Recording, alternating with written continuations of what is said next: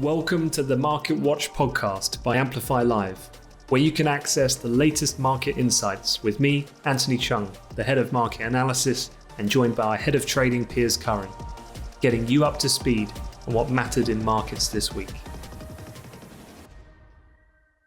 Hello and welcome to the latest Market Watch podcast by Amplify Live with myself, Anthony Chung, head of market analysis, and Piers Curran, the head of trading. It's the 5th of March. We've just had US non-farm payrolls come out, and we're going to talk about that a little bit, with the focus this week still very much so centered on US yields and the potential impact across asset classes, particularly emphasis on the equity and tech space. Then we're also going to talk about OPEC. We had a very interesting OPEC meeting, of which did see oil prices move up to the highest levels that we've traded, really going back till the period of April of 2019. So phenomenal move there, and we'll discuss that in a bit more detail. But before I begin, Piers, as you know, I did have to make a bit of a trip to the hospital yesterday. Not for myself, thankfully, but my daughter had an appointment. She's fine. But it's the first time really that I've left the bubble that is my very routine-based life at the moment, because obviously you're working at home, you're living at home, you can't really do too much when you go to the supermarket. It's the first time I really got out, and we had to travel some way to go and see a specialist. And I just wanted to say, to start the podcast, just what an amazing job the NHS do. I mean, it's incredible. Like, when the pandemic started, I remember really almost a year ago, and everyone was doing the clap for carers, and there was a real feeling amongst unity. And I think a lot of that's been lost a little bit because people have got fatigued by the whole thing. And it's the first time I've been to visit a hospital, thankfully, since it all began. And I saw the marquees and the facilities they've brought in temporarily. And it's just amazing what they've achieved and what they've done. So just wanted to give my appreciation. You're right about, actually, you make a good point there about we've kind of slipped back into taking it for granted mode, haven't we? Which I think probably most people are guilty of, especially, you know, if you don't come across the NHS, if you've been stuck at home and you haven't been going to get your vaccine and you haven't needed to go to hospital for other reasons, it's kind of, again, just drifted off into the background. Although I did see yesterday, I mean, this is where the government, we won't dwell on this too much, but the government have decided in their great wisdom to reward all those amazing heroes on the NHS front line, to reward them with a 1% pay rise. What do you think about that? I'm going to get a new job. Yeah, I don't know. But no, I think the main thing to convey here is not only what an amazing job that those people who really put their lives at risk and on the front line for everyone else's sake, but also for everyone else, you know, mentally, physically. I hope everyone is well, and you know, I think we'll push on. But just wanted to drop that in at the beginning, because as Piers said, I think it has gone a little bit forgotten, and it's easy to get quite absorbed in just what we're doing here. But going to kick it off then, Piers. Let's talk about OPEC. So the price of oil has basically, from where we were trading, if you remember, we were having conversations back at the beginning of November. We were trading $35 November, and here we are. We're over $65 at the moment. You know, it's been quite incredible. In the last 24 hours, we've risen about $5.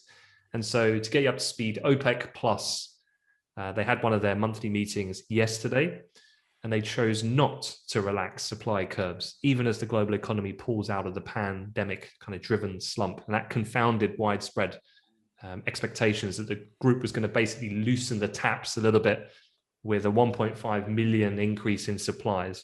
And that didn't materialize. So any initial thoughts on that? Well, it's that classic perfect scenario, isn't it, for price, where you've got both the supply side and the demand side, you know, all strongly pushing in the same direction. So obviously the demand story we've talked about, you know, with the vaccine rollout and the subsequent reopening of economies. And so, you know, clearly the idea is that the demand for energy will increase. And so that's nice and positive. And then on the supply side, you've got those supply cuts that were put into place. Well, I guess you've got to go back to the 12 months, right? When the pandemic properly hit the world, those supply cuts came in. And then this is all about those supply cuts not being reduced, right? And so you've got this perfect situation for price. And I'm literally watching the chart now as we speak. And right now, as we speak, we're testing the high from January 2020. Actually, sorry, we're above that. So the key price, I'm literally looking at it, it was the April 2019 high, which was at $66.60. That's WTI crude. And so, you know, we're less than $1 off that now. So, you know, looking for that to be tested. But yeah, perfect storm. So there's looking at the details within this deal, because OPEC is incredibly understanding the underlying politics that drive these decisions is very key to understanding the reaction effects here. OPEC Plus decided against a collective 500,000 barrel per day increase in supplies, but they did allow Russia and Kazakhstan to be allowed a small production raise of 150,000 barrels per day together for the month of April. So is that just kind of a kind of look, Russia is incredibly important. It's obviously really comes down to Saudi Russia as the real influencers here. And do you think then that the Saudis said, look, Russia, to get you on board, here's 150? Because presumably then Kazakhstan's not adding much of that 150. Completely. It's entirely political. You know, you've been monitoring OPEC for whatever, 15 years, and you know how it works. I mean, for those that don't, then, you know, well, don't forget, actually, OPEC Plus is still relatively new. It used to only be OPEC, of course, and the plus bit is then kind of the likes of Russia coming in to be kind of like a pseudo member of this club, right? And it's incredibly political. And there's a lot of, you know, there's a great history of, you know, very fractious relationships within this club. And you've only got to look at, like, for example, Saudi Arabia and Iran are in this club. And of course, you know, from all angles, these two don't get on so well. And so you can imagine what it's like when you're sat around the table with one common topic for conversation, and that's, should we produce more oil as a group or should we produce less oil as a group? And everyone's got their own little agendas and a lot of political bad taste from history. And so it's very hard to get decisions made. I think Saudi, who are the biggest producer in that group, and along with Russia, let's just say, now that they've joined it, I'd say that it's quite interesting. I think Saudi have made a major change in their sort of strategy when it comes to handling OPEC in 2021. And that was seen, not the meeting last a few days ago, but that was the one back in January where they cut production by 1 million barrels just on their own. Do you remember that? And I've never seen that before. Right. So where this 1.5 million expectation came for the meeting this week was derived from OPEC Plus collective 500,000. And as you said, Saudi Arabia were supposed to be putting back on 1 million barrels per day. It was voluntary extraditional cuts. I mean, it just goes to show how important a higher price is for the diversification pursuit of that Vision 2030 that Saudi has to achieve to realize that. And so, yeah, they maintained that. They didn't kind of reverse that. And so that was what drove this price higher. But interestingly, Saudi's view was that this time, and to touch upon what you were saying, the 2021 is a very different but similar decision-making now that Saudi is making. It's a different strategy approach perhaps now. But back in 2014-15, they were faced with a similar type of thing. And this was the emergence of US shale productivity. And Saudi said yesterday, their view this time round is higher prices will not lead to a big increase in output by American shale drillers. Do you agree with that outlook from the Saudis? I mean, let's just very, very briefly give the listeners a bit of a history lesson, because if you weren't trading back in 2014 or if you weren't aware of markets so much back then, just very, very quickly, in in 24, well, through, let's say from 2010 through to 2015, what happened was we had the price of oil was above $100 consistently. And that higher price led to huge investment going into the US shale production sector. And US oil production went from about 4 million barrels a day up to about 9 or 10 million barrels a day. Okay. And this meant that the likes of OPEC lost market share. They were supplying the US, but the US was producing more of their own. And so OPEC were losing market share to the US shale producers. And in 2014, the Saudis came up with a cunning plan. Let's collapse the price of oil. And that's because the process of shale is much more expensive. It's much more an expensive extraction process than, let's say, onshore drilling like the Saudis do. So the Saudis thought, if we collapse price here, it will actually make shale production economically unviable. We'll put the shale producers out of business and we'll win back market share. Okay. So adding perspective to that explanation for the listeners, crude oil, WTI, was trading in August 2014, $107. And by the time we got to February 8th of 2016, we were trading at $26. Yeah. With the emphasis on that drop coming through the back end of 2014, where we dropped from 107 to basically $45. I remember it. One of my best days as a trader, I think it was the 27th of November, 2014. I think that was right. OPEC, where the Saudis came out and surprised everyone. We thought they were going to cut production. And then not only did they not cut, they turned around and increased production. And that was part of their strategy. Let's collapse price, put the US lot out of business. It failed.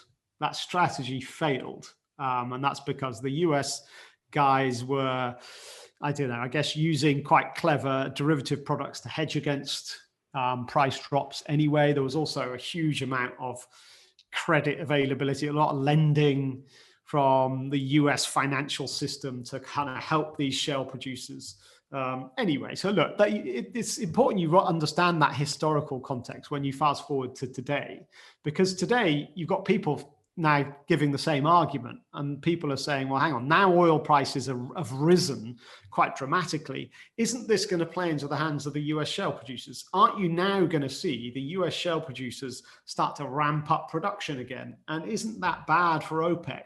So why aren't OPEC trying to bring the price back down by removing these production cuts? I mean, this is the argument. And actually, the Saudis were saying, I've got a quote here from yesterday. It's quite funny. And the Saudis are saying, no, 2021 is different to 2014. And the Saudis are basically saying, it's fine. We think price can carry on going up. And we think that the shale producers will not be able to ramp up production like they did last time. And their quote was, they were saying, they're not convinced, saying that the drill baby drill ethos among US companies is gone forever. I mean, do they not have, aren't they right? I mean, it is different in that respect. I mean, the availability of credit is going to change. Yields are going to move higher. The chronic lack of investment in US infrastructure over the period of what we've gone through is lacking. It can't be turned on. It's not like they can just create and turn on rigs tomorrow. And Saudi are talking about rolling over a month or two. I mean, don't they not have validity in this strategy at the moment? I think that in the short term, I think they're right. I think longer term, I mean, it's a tricky one. I mean, you say that. I mean, the other thing is to bring in on the US side is Biden and the fact that, we don't have Trump anymore. And if Trump was in office here, he'd be firing up the US shale industry. He'd be out there kind of funding them to the max if he could. But obviously we don't have Trump, right? And Biden's about renewables. But I think you've got to understand the importance of the shale industry to the US economy still. Obama kind of came into power in 2009, and he was on the green agenda as well. It's not quite it doesn't have the momentum that the Biden green agenda has, but Obama kind of entered into office thinking, right, yeah, we're going to go more green. It's not going to be much about oil. But then actually he inherited an economy that was on its knees in 2009. And he came to realize that actually a recovery of the US oil industry would be fantastic for recovering the US economy and bringing jobs back to people. And actually, you go back then and as much as 10% of US growth in those early years after the crisis was due to the oil sector. So Biden's come in and he's got a disaster of an economy as well because of the global pandemic. So I don't think, even though Biden is green, I don't think he's going to immediately introduce legislation that's going to curb the recovery of the oil sector. So that's just one thing to say. And the other thing to say is, look, don't underestimate these US oil producers in terms of clever ways of finding financing and, being uber, I don't know, what's the best word? It's confidence, isn't it? But it's more than that. It's bravado, and they want to get out there and start drilling again. And so whilst the Saudis have a point, and I think it's fine, price can rise, and all right, the shale industry is not going to recover tomorrow, but the longer we stay up around, let's say, $65 to $70, then I think you will see that shale industry recover. Well, one thing, just to wrap up this section, is when you talked about 2014 and going into 2015, we had that big collapse in the global oil prices. Do you remember what the other key factor was, particularly during 2015, summer of 2015? Testing you now. No, you are testing me. What was the other? Was there anything to do with the dollar? Can't remember. What did you tell me? China hard landing. Yes. Do you remember? There were a couple of days there where the Dow was down 10% during that summer. Like some serious moves, because you saw a deceleration in Chinese growth going from double-digit growth to single-digit rapidly towards collapsing from 8 to 7 and lower at the time. And people were getting very nervous. And obviously China's such a massive consumer of crude. And I make this point because last night, of course, was the National People's Congress. And they came out and said they're targeting at least 6% growth. Now, 6% growth, if you're based in the Western developed world, you'd probably be like, wow, bite your arm off for some of that 6% action. And we might well see that in the case of the US in the second half of this year. But generally, that's not good for Asia in historical terms, looking on comparisons. So, the way the Asian market took that overnight was actually they didn't like it, because normally the Chinese state is quite bullish. So interesting to see how that also is part of this whole OPEC oil play as well. And for sure, one of the big driving forces of oil up to here, 2-year highs, is definitely China. It's China emergence from the pandemic and China recovering faster than we'd expected. And so Chinese demand for oil recovering faster than we had expected. And that's a big part of this such bullishness in combination with, the continued suppressed supply that we've got from OPEC. Great. Well, look, let's do a brief chat then about payrolls. We can kind of tie that back into, the general market moves we've seen this week. And non-farm payroll headline reading, so change in non-farms, 379,000, above the expected 182. The previous month's revision was up to 166 from 49,000, 2 months net revision plus 38K. And the unemployment rate was 0.1 lower than expected at 6.2%. The average hourly earnings were just in line. So overall, pretty decent report. And actually, what we initially saw looking at the data release intraday, the market didn't like it. And I guess setting the scene is Thursday night, we had a bit of a wobble because US yields started to move above the area that was defining the peak of the acceleration of global yields we had last week, which was causing a lot of market panic we spoke about in last week's podcast.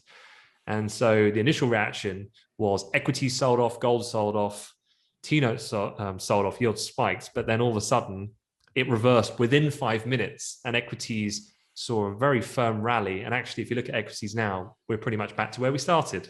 Yeah. So how important is payrolls in this context?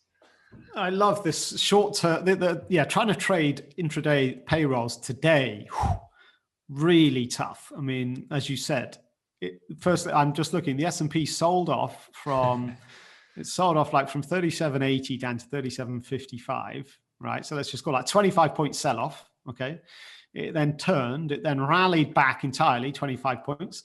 Then it continued rallying another 35. Then it hit a top.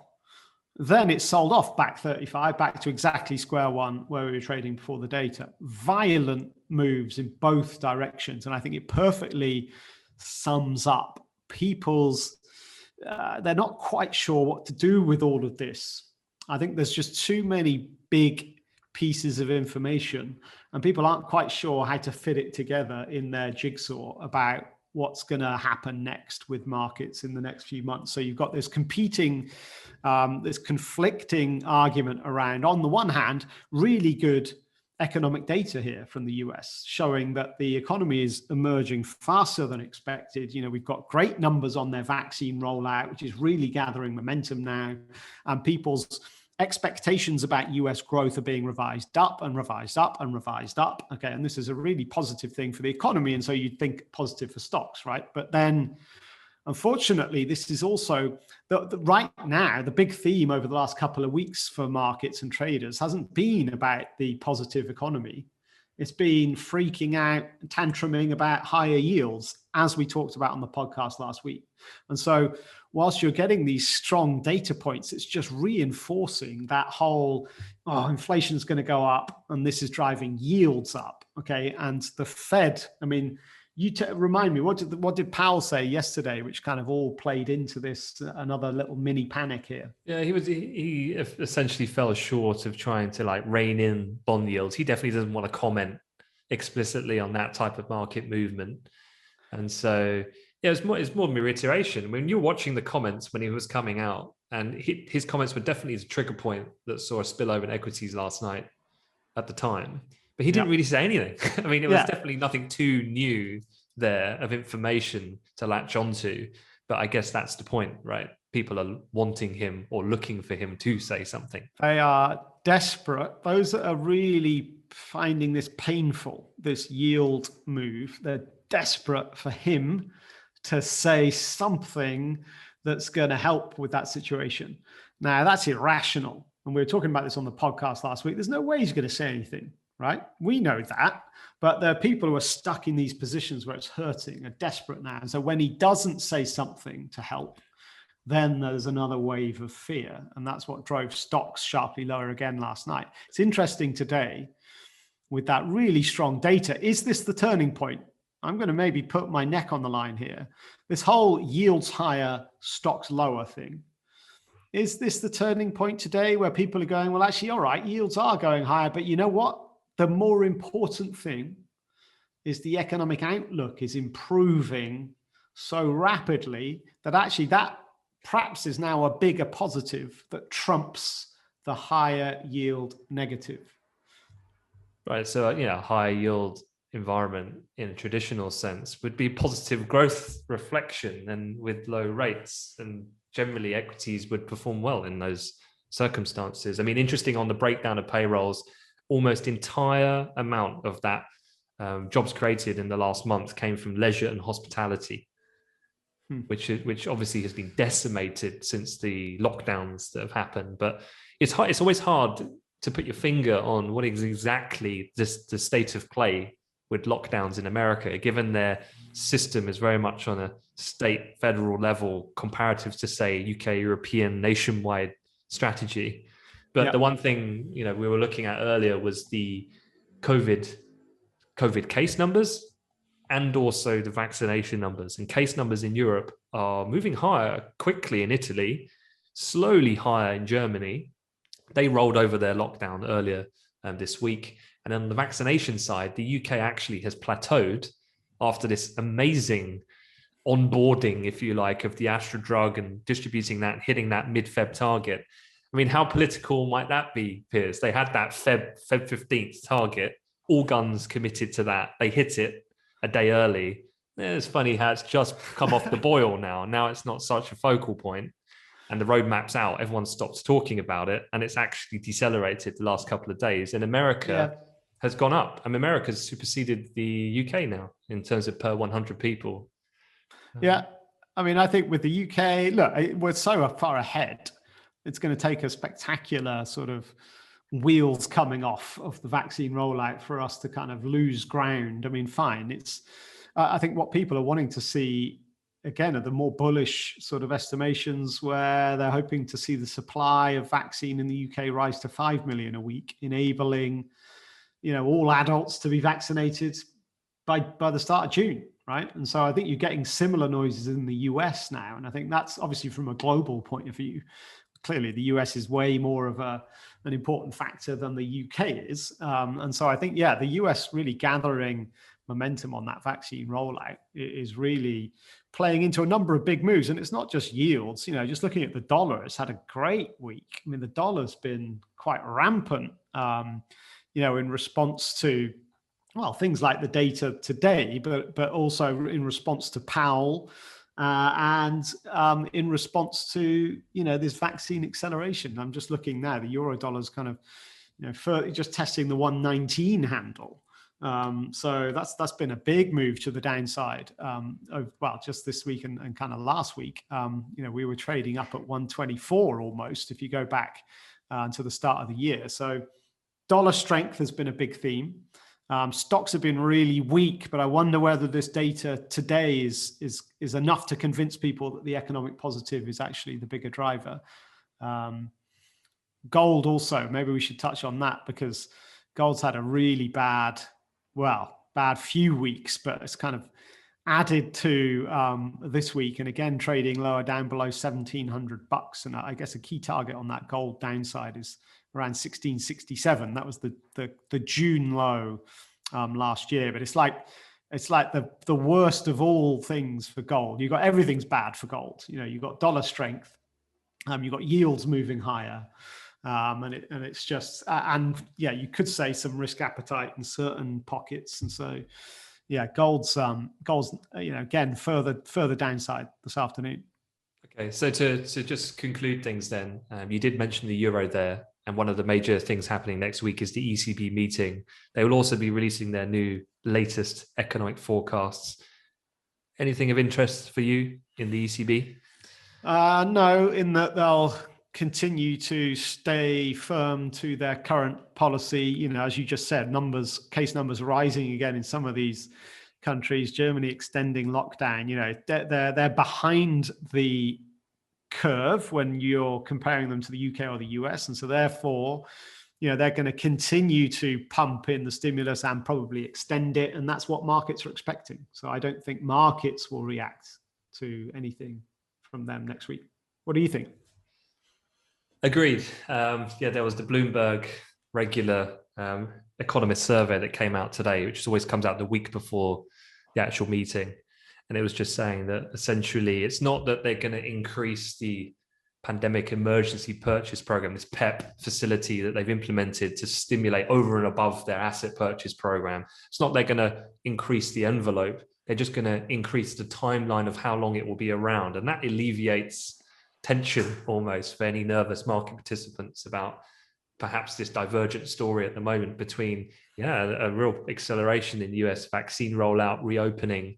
That's going to magnify that divergence because Europe, in terms of Germany, France, Italy, which are your powerhouses, are still frustratingly slow in adopting the vaccine, and that's going to have a consequent impact on the speed of reopening. So, I'm not looking for too much, to be honest. I think Lagarde and the rest of the ECB Council have held firm in a similar fashion to what they've all done, which is, look, we're not. They're basically telling you we're not going to comment on these market tantrums, as you say, and they're just going to hold the line. I don't see anything to change that, at least at this point in time. Yeah, and I think just one thing really interesting for next week and for tonight, will the euro dollar close below 120? I think technically that would be quite important. And if it does close below 120, then I'd expect that to set the kind of theme for the weeks ahead where perhaps you'll see the euro dollar maintain that kind of downward trajectory and stay below 120. So 120 is quite a key price point, I think, that I'm monitoring. Okay, great. Well, look, a couple of things then just to mention at the end. We are officially 100 subscribers short of hitting 20,000 on the Amplified Trading YouTube channel. So if you're listening to this, if I can ask you one favor, if you've enjoyed any of the podcasts, if you're not following us on YouTube, just get on there, help us get over the line. It would be much appreciated. I mean, it's quite a milestone, and we massively appreciate the online community that we have. It's just fantastic. And on the YouTube channel, if we put out my daily briefings on there every day, and so if you ever have any questions, just feel free to shoot me a comment on there. I'll always reply. But yeah, that's it for this week. We'll be back next week for more on Friday. Until then, have a great weekend, take care and stay safe.